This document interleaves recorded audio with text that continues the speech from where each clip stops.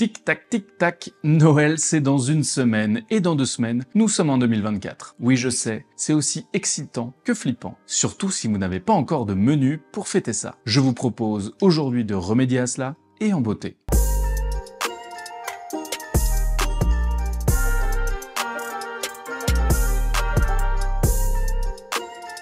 Et oui, on s'attaque à un menu complet pour les fêtes. C'est déjà la 3e de cette série de fin d'année. Donc si vous avez loupé les 2 premières, vous pourrez les retrouver juste ici ou sur ma chaîne YouTube. Nous avons nommé le premier Bistronomie, avec des huîtres, un carpaccio de saumon, un filet de bœuf en croûte et une pavlova très gourmande et super fraîche. Et la semaine dernière, nous avons imaginé un menu plus économique pour les plus grandes tablées, avec des blinis maison, des œufs parfaits avec une crème de comté, ballotine de poulet et pour finir, un riz au lait et caramel beurre salé. Oui je sais, ça donne faim. Et ce qui est cool avec ces différentes vidéos, c'est que vous pourrez piocher dans chacun des menus pour confectionner celui de vos rêves. Mais bref, si vous êtes là aujourd'hui, c'est pour ce fabuleux repas 100% végétarien. Nous allons montrer aujourd'hui qu'on peut faire un menu de fête sans viande tout en se faisant super plaisir et surtout faire plaisir à tout le monde. On va commencer avec une petite montagne de bonheur à l'état pur, un mont d'or au four à partager que l'on va agrémenter de la plus belle des manières. On enchaînera avec un tartare de betterave fumée que l'on va condimenter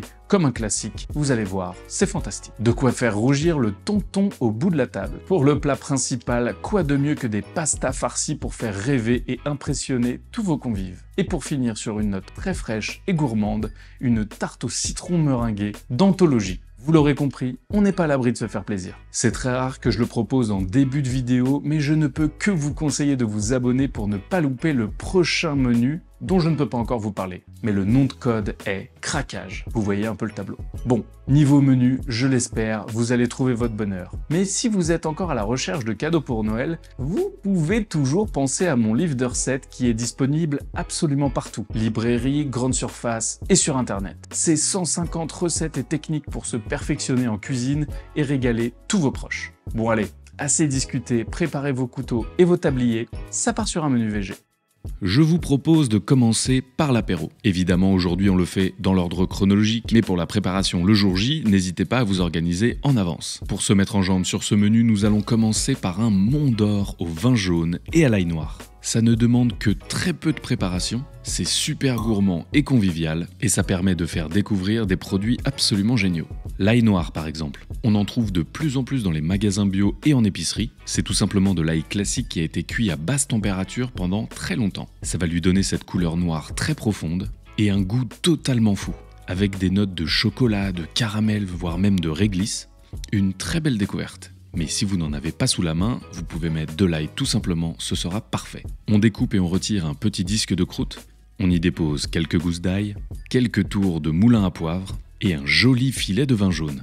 Allez-y mollo, ce n'est pas non plus une piscine. On redépose délicatement notre disque de croûte au centre. On peut rajouter un peu de vin qui va nous permettre de lustrer toute la croûte avec un petit pinceau. Et voilà, il ne reste plus qu'à le déposer dans un plat à cuisson avec des petites pommes de terre grenaille que l'on recouvre d'huile d'olive et de sel. On enfourne dans un four préchauffé à 200 degrés. On baisse tout de suite la température à 180 et c'est parti pour 20 à 25 minutes de cuisson. La croûte est bien colorée et croustillante à souhait et le fromage est parfaitement fondu. On mélange bien pour répartir l'ail et c'est le moment de se faire des petites sucettes au fromage avec nos pommes de terre grenaille. Quoi de mieux qu'un bon gros basique pour mettre tout le monde d'accord dès le début du repas. L'avantage de ce mont d'or bien dodu, c'est que vous pouvez l'agrémenter comme vous le souhaitez et si vous êtes nombreux, en prendre un plus gros ou en prendre plusieurs. Préparez-vous pour la suite, on se lance sur un tartare revisité à base de betterave. Le petit goût et la texture si particulière de ce légume va nous permettre de le travailler comme une viande et de l'agrémenter comme un tartare classique. Vous allez voir, c'est magnifique. On commence par nettoyer les betteraves. Je vous conseille de ne pas les prendre trop grosses pour que ce soit plus facile à la cuisson. On les couvre et c'est parti pour 1 heure à 180 degrés au four. Ça demande un peu de temps mais comme on va les manger froides, on peut les préparer largement en avance. On teste la cuisson avec un pic ou la lame d'un couteau et lorsqu'elles ont bien refroidi, on va pouvoir retirer la peau. On peut la gratter avec un petit couteau, ça part tout seul. Bon, par contre la couleur rouge sur les doigts, ça part pas tout seul. On répète l'opération avec toutes nos betteraves et lorsqu'elles sont bien propres, on va pouvoir les tailler en petits cubes. Vous pouvez le faire au couteau, mais pour un rendu plus régulier, je vous conseille d'abord de les trancher à la mandoline. On veut des tranches d'environ 3 à 4 mm maximum. On les taille ensuite dans la hauteur, en essayant toujours de faire des bâtonnets bien réguliers. Et maintenant, il ne reste plus qu'à faire un quart de tour et à couper en perpendiculaire pour faire de jolis petits cubes. Il faut vraiment qu'ils soient assez fins. On ne veut surtout pas les gros cubes de la salade qu'on avait à la cantine. Regardez comme c'est beau, on dirait des petits rubis, en un peu moins cher. Bon alors, l'étape qui suit est facultative, mais si vous avez l'occasion de le faire, ça vaut le détour. L'idée, c'est de fumer la betterave pour lui donner un petit goût en plus. J'utilise ce pistolet à fumer bien pratique avec de la sciure de bois de pommier. Je vous conseille de disposer la betterave à plat sur une plaque, ce sera beaucoup plus simple pour répartir la fumée. On couvre avec du film alimentaire, en laissant bien le bout du tuyau à l'intérieur. L'idée, c'est que ce soit bien hermétique. On allume le pistolet et la sciure. Et hop, voici une fumée parfumée extraordinaire. Elle va venir pénétrer la betterave pour rajouter cette petite note fumée. On balance 15-20 secondes de fumée max, on éteint le pistolet, on retire le tube et on laisse reposer. Pendant ce temps-là, on va préparer l'ensemble des ingrédients du tartare. On va hacher menu une échalote. Si vous avez vu ma vidéo sur le tartare, vous savez qu'il faut que ce soit coupé vraiment très finement, pour une meilleure répartition des goûts, mais surtout pour une meilleure texture en bouche. Prenez le temps de faire les choses bien, c'est ça qui va tout changer dans votre plat. Une fois que c'est prêt, on prend un récipient et on débarrasse. On enchaîne avec une belle botte de ciboulette fraîche. Soyez généreux, on veut de la fraîcheur. Et hop, elle rejoint l'échalote. Que serait un tartare sans cornichons? On en prend quelques-uns bien fins et croquants. On les découpe en lamelles, puis en bâtonnets. C'est beaucoup plus simple pour avoir un beau rendu. On va enchaîner avec les capres. Donc si vous n'aimez pas ça, je vous conseille de rajouter 1 ou 2 cornichons en plus. Et bah alors, quand on parle du loup, les capres, moi j'adore ça, alors je mets une cuillère à café. On les hache finement en faisant des mouvements de balancier avec son couteau, et hop, elles rejoignent le reste de la bande. C'est le moment d'aller jeter un coup d'œil aux betteraves. Vous allez voir l'odeur à l'ouverture. On mélange bien pour répartir les morceaux plus ou moins fumés, et on va pouvoir les mettre directement avec le reste de la préparation. Et on enchaîne avec le reste de l'assaisonnement. Un peu de mayonnaise, un peu de ketchup, de la moutarde à l'ancienne, quelques gouttes de Worcester sauce. Il y a un peu d'anchois dedans, donc si vous n'en consommez pas, ça dégage. Une pincée de fleur de sel, quelques crac-crac de poivre, du piment d'Espelette. J'adore le piment d'Espelette. Et voilà, il ne reste plus qu'à mélanger. Vous allez vite constater que le jus de betterave va naturellement colorer tout ça. C'est vraiment très très beau. Comme pour tout tartare, c'est important de goûter et de rectifier l'assaisonnement. Et lorsque c'est à votre goût, on peut le dresser à l'aide d'un emporte-pièce sur une petite assiette. Essayez de tasser un peu la matière sans trop la compacter. Et ensuite, on retire délicatement l'emporte-pièce. On peut faire un petit puits à l'aide d'une cuillère pour déposer notre jaune d'œuf et juste avant de déguster, un peu de fleur de sel. En tout cas, qu'il soit fumé ou non, vous allez longtemps vous souvenir de ce tartare. Il est très gourmand avec plein de saveurs et la texture de cette betterave rôtie va vous laisser pantois. Ça donne envie, non? Que vous le fumiez ou pas, il va en étonner plus d'un, vous m'en donnerez des nouvelles. Pour le plat principal, faites vos valises, on part en Italie pour faire des pâtes farcies. Les agnolotti. Cette forme de pâte est géniale car elle donne des petites pâtes bien dodues et surtout le pliage est super facile à réaliser. Et qui dit facile, dit beaucoup plus rapide. Et c'est pas dommage, surtout pour un soir de fête où vous voulez être plus à table avec vos convives qu'en cuisine avec vos casseroles. Andiamo, allons-y. Nous allons débuter par la pâte à pâte. C'est super simple, on a besoin juste d'un petit peu d'huile de coude. On dépose de la farine 0,0 sur notre plan de travail. On fait un petit puits pour accueillir nos œufs. Ouh, double jaune, ça porte chance. Aujourd'hui, je vais faire un mix avec des œufs entiers et des jaunes d'œufs. C'est plutôt cool pour éviter de se retrouver avec plein de blanc sur les bras, mais d'avoir tout de même assez de jaune pour que la pâte soit riche et bien colorée. On ajoute une pincée de sel fin et on va pouvoir maintenant mélanger les œufs au cœur de la farine. L'idée ici, c'est de le faire assez délicatement pour ne pas casser le puits et que notre petit coup de fourchette permette d'absorber la farine au fur et à mesure. N'hésitez pas à aller chercher vous-même la farine sur les coins pour avoir une pâte de plus en plus homogène. À partir de maintenant, je vous conseille d'utiliser un coupe-pâte, c'est super pratique pour amalgamer tout ça.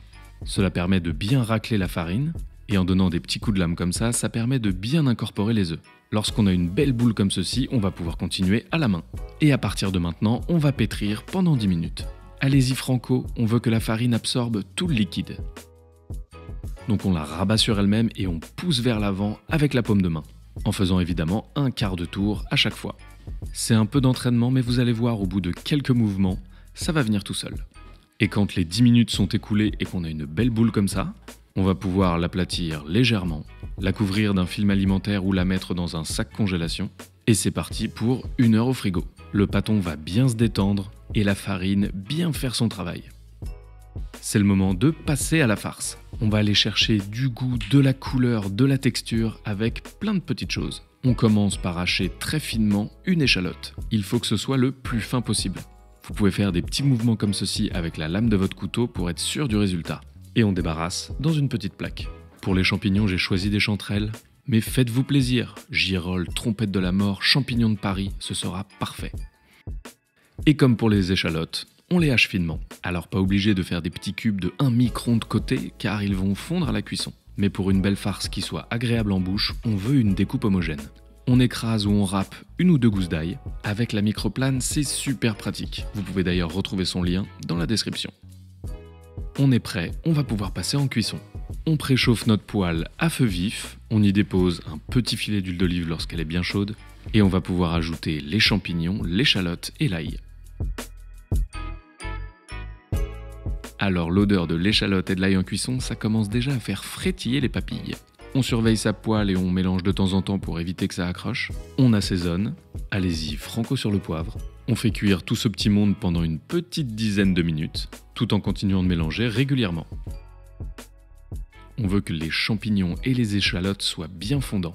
Plus vous allez avancer dans la cuisson, plus ça va s'assécher et plus ça peut accrocher, donc faites attention. Et lorsque vous êtes satisfait, on retire du feu et on débarrasse sur une petite plaque à plat. On veut que ça refroidisse, donc ce sera beaucoup plus rapide. On va continuer d'agrémenter notre petite farce. Munissez-vous d'une belle botte de ciboulette fraîche et on les mince minutieusement. On veut de la couleur et de la fraîcheur, donc ne soyez pas radins sur les herbes. On les dépose directement sur la ricotta. On ajoute quelques zestes de citron jaune.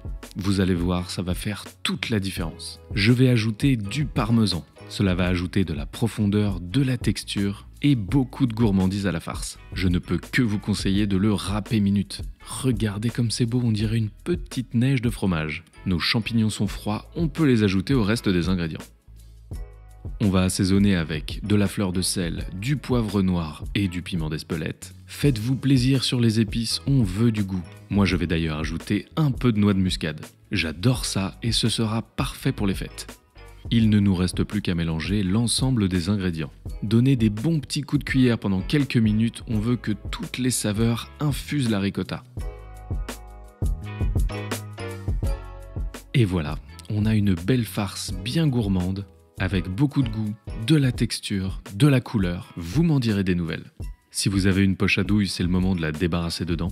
Si vous n'en avez pas, aucun souci, ça fonctionnera très bien avec une cuillère. On tasse bien la préparation, on ferme la poche et on la dépose au frais. Hey, c'est l'heure de passer sur le façonnage de nos pastas. Vous pouvez le faire avec un laminoir manuel comme celui-ci, c'est idéal pour l'emmener partout et se faire la main. Et si vous en avez un, vous pouvez utiliser un laminoir électrique. On sort la pâte du frigo, la farine a bien absorbé tous les œufs et on peut le voir, la texture est bien lisse. On ajoute un peu de farine pour éviter que la pâte colle au laminoir. Et il faut l'aider pour le premier passage en l'aplatissant avec un rouleau à pâtisserie. On règle son laminoir sur le premier niveau, c'est le plus large, et on va accompagner notre pâte pour être sûr qu'elle ne se déchire pas. C'est pas magnifique ça. Vous pouvez continuer directement à enchaîner les niveaux, mais pour un rendu bien droit, je vous conseille de la replier sur elle-même, de faire un quart de tour et de la repasser au laminoir. À partir de maintenant, on peut augmenter de niveau à chaque passage. N'hésitez pas à ajouter un peu de farine au besoin. Alors moi j'ai un laminoir électrique donc je m'en sors très bien tout seul, mais n'hésitez pas à appeler vos invités pour demander de l'aide. On doit bien maintenir la pâte avec le dos de la main pour éviter qu'elle ne se déchire. Donc si vous n'êtes pas trop mauvais en calcul ou que vous n'avez pas 3 mains, eh bien s'il faut maintenir les 2 extrémités et tourner la manivelle, vous avez compris. Il faut une pâte bien fine, donc je suis allé jusqu'au cran numéro 7. On a 2 pâtons, donc il va falloir faire le deuxième. Pensez bien à remettre le cran sur 1 pour éviter de tout déchirer. On peut maintenant sortir la pâte du frigo. On coupe la pointe de notre poche. On va déposer des petits points de farce tout au long de la pâte à environ 2 cm du bord. Vous allez comprendre très vite pourquoi. Prenez votre temps, soyez minutieux, on veut avoir la même quantité de farce et le même écart entre chaque point. On replie la pâte au-dessus de la farce. Prenez votre temps, faites les choses bien, on veut un beau rendu. On exerce une pression sur l'extrémité de la pâte pour les coller entre elles, mais pas trop non plus, on ne veut pas la déchirer. On peut maintenant pincer entre chaque petite boule de farce et on commence à deviner nos petits agnolotis. On se munit d'un découpe-pâte. Si vous n'en avez pas, ça fonctionnera très bien avec un couteau. Et c'est parti pour découper la pâte tout du long. Appuyez assez fort pour être sûr d'avoir un beau dessin. On attaque la dernière étape du pliage. On fait des petits rabats avec les doigts. N'y allez pas comme une brute car on va la finir au coupe-pâte. Et voilà, magie. Vous venez de faire des agnolotti. C'est un pliage plutôt original et surtout très simple, ce qui permet d'en faire plein sans passer 4 heures en cuisine. Direction les plaques de cuisson. On a notre eau salée bouillante et dans une poêle à côté, on va faire revenir quelques chanterelles avec du beurre. Pour une sauce totalement addictive, on va ajouter quelques feuilles de sauge. On veut que le beurre devienne un peu noisette, mais pas qu'il brûle. On ajoute les petites pâtes farcies. Attention, ça va très très vite. 2 minutes max en fonction de leur taille. Pendant la cuisson, on pense à surveiller le beurre et nos petits champignons. Et quand les agnolotti remontent à la surface, on les débarrasse directement dans la poêle. On mélange bien directement pour éviter que ça accroche et on va ajouter de l'eau de cuisson des pâtes pour créer une jolie petite sauce bien gourmande. Un soupçon de sel et du poivre. On continue de mélanger et on laisse réduire la sauce pour avoir une texture bien nappante et onctueuse. C'est le moment de s'assurer que tous les invités sont à table car on doit les manger bien chauds. Si vous avez la possibilité d'utiliser des assiettes chaudes, c'est encore mieux. On répartit les raviolis dans une assiette creuse et on ajoute une petite cascade de sauce et de chanterelles. N'oubliez pas les petites feuilles de sauge. Et c'est prêt. Mais si comme moi vous êtes des petits gourmands, on peut ajouter un déluge de parmesan. C'est tellement satisfaisant de faire ces pâtes maison. Ça demande un peu de temps mais le résultat est fantastique. Ah là là, c'est bon, c'est fin, ça se mange sans fin. Pour faire couler tout ça et pour finir sur une note fruitée, fraîche et gourmande, nous allons réaliser l'une de mes tartes préférées, la tarte au citron meringuée. C'est un peu de boulot, mais vous pourrez la faire en amont du repas et vous n'aurez plus qu'à la sortir et la découper en regardant les yeux ébahis de vos invités. Je fais pas plus long, on se fait une tarte au citron. On va débuter par faire la pâte. Dans un récipient, on mélange la farine, la poudre d'amande et le sucre. Un petit coup de fouet, c'est très pratique pour répartir tous les ingrédients. On ajoute ensuite les petits carrés de beurre froid et on va bien mélanger avec ses petites mains. On veut sabler la pâte, c'est-à-dire, comme son nom l'indique, lui donner une texture de sable. Il ne faut pas trop prendre son temps car on ne veut pas que le beurre fonde. Vous pouvez frotter entre vos deux mains pour que ce soit beaucoup plus rapide. Et quand on a ce beau rendu, on va pouvoir ajouter un œuf entier. On peut maintenant passer avec une cuillère en bois ou une fourchette pour bien incorporer les œufs et le reste des ingrédients. Dès que l'œuf commence à absorber un peu le reste, on peut passer avec les mains. Et quand ça commence à être vraiment homogène, on peut aller sur le plan de travail. L'idée c'est de pétrir pendant quelques minutes histoire de bien amalgamer tous les ingrédients, mais cette fois-ci, il ne faut pas y passer 15 heures. Ce n'est pas vraiment du pétrissage, mais juste s'assurer qu'on a bien incorporé tous les ingrédients. Quand le rendu est bien lisse, on va pouvoir l'aplatir légèrement. Ce sera beaucoup plus simple pour la sortie du frigo. On l'enveloppe dans du film alimentaire et c'est parti pour 1 à 2 heures au frais. C'est important qu'elle soit bien froide et surtout ça va permettre à tous les ingrédients de faire leur travail tranquillou bilou. Le temps est écoulé, on va pouvoir façonner notre fond de tarte. Pour que ce soit plus simple, on va la déposer entre 2 papiers cuisson. On sort son rouleau à pâtisserie et on y va. Ça prend un peu de temps, soyez patient. L'objectif, c'est d'avoir un disque bien rond avec la même épaisseur sur toute la surface. Donc n'hésitez pas à tourner la pâte régulièrement, à tourner dans tous les sens et à vérifier que vous avez bien assez de pâte pour votre moule. Bon, moi j'étais en galère de moule, si vous en avez un avec le fond qui se décolle, ce sera idéal. Un peu de matière grasse pour éviter que ça accroche et on retourne délicatement la pâte sur le moule. On utilise ses petits doigts pour la faire épouser le moule. Et je vous rappelle qu'il y a du beurre dans la pâte, donc il faut y aller plutôt vite pour éviter que la pâte fonde. On découpe l'excédent de pâte, on perce bien le fond avec une fourchette, ou alors du papier sulfurisé avec des pois dessus. Et c'est parti pour 25 minutes à 170 degrés. Pendant ce temps-là, nous allons pouvoir nous mettre sur la crème de citron.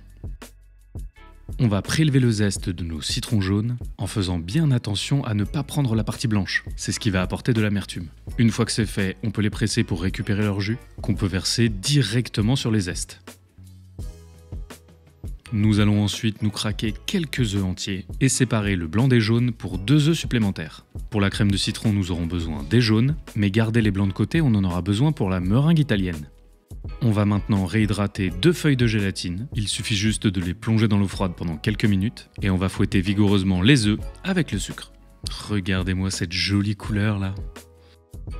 Notre fond de tarte est cuit, on va pouvoir le démouler. C'est précisément à cette étape que vous êtes content d'avoir un fond amovible. On fait chauffer le citron et les zestes dans une poêle à feu très doux. Quand les premières bulles apparaissent, on peut le verser dans les œufs. On mélange directement quelques secondes et on reverse la préparation dans la poêle, toujours à feu doux. À partir de maintenant, on ne s'arrête jamais de mélanger, on ne veut pas une omelette, et au bout de quelques minutes, ça va épaissir d'un coup d'un seul. On va commencer à voir le fond de la casserole et une texture veloutée. C'est le moment d'ajouter les feuilles de gélatine, et dès qu'elles sont dissoutes dans la préparation, on peut retirer du feu. On la verse directement dans un récipient, et on la laisse refroidir à température ambiante. Pile poil le temps de se mettre sur la meringue. Et pas n'importe laquelle, une meringue italienne. On va donc la monter avec un sirop de sucre. Pour faire le sirop, c'est très simple, on mélange l'eau et le sucre et on laisse chauffer. Pendant ce temps-là, on monte nos blancs en neige et lorsque le sirop atteint 120 degrés et que nos œufs sont déjà bien pris, on verse le sirop en petits filets directement dans les blancs. Lorsqu'on a versé tout le sirop, on peut mettre 1 minute à fond, toucher le bol avec vos mains. S'il a bien refroidi et qu'il est tiède, normalement on est pas mal. Une jolie texture dense et bien lisse. Et oui, c'est déjà hyper bon. Notre préparation au citron a bien refroidi, on peut donc ajouter le beurre et bien mixer tout ça. Cela va donner une texture incroyable et casser un peu l'acidité du citron. On verse la préparation dans notre fond de tarte, on la répartit sur toute la surface et on la laisse prendre un peu au frais. Lorsqu'elle est froide et bien figée, on ajoute la meringue en grande quantité. Et oui, on n'est pas venu là pour coller des gommettes. Si ça vous branche, vous pouvez le faire à la poche à douille. Moi j'aime bien ce rendu un peu brut à la cuillère. On peut faire des petits picots pour un aspect un peu plus croustillant. Et maintenant on donne de la couleur à tout ça. J'utilise un chalumeau mais si vous n'en avez pas 1 minute au grill, ça fonctionne aussi. Mais restez bien à côté, ça cuit très vite. Oh mais c'est magnifique cette histoire encore. On se tranche une jolie part qu'on dresse dans une petite assiette avec quelques zestes de citron si vous êtes chaud. Le croustillant de la pâte, le crémeux du citron et la gourmandise de la meringue. Alors, ça vous a donné envie? Vous avez bien pris des notes pour le jour J? Si cette vidéo vous a plu, partagez-la en masse autour de vous. On veut remplir les tables de fin d'année. N'hésitez pas à liker et commenter pour donner votre avis et poser vos questions. Je lis tous les commentaires et je réponds au plus vite. Pensez à vous abonner pour ne pas louper le prochain menu et les prochaines recettes. On arrive avec plein de nouveautés à la rentrée. Je vous souhaite une belle fin d'année et plein de bonheur. C'était Hugo, vous êtes toujours sur Woogies. Bon appétit, ciao!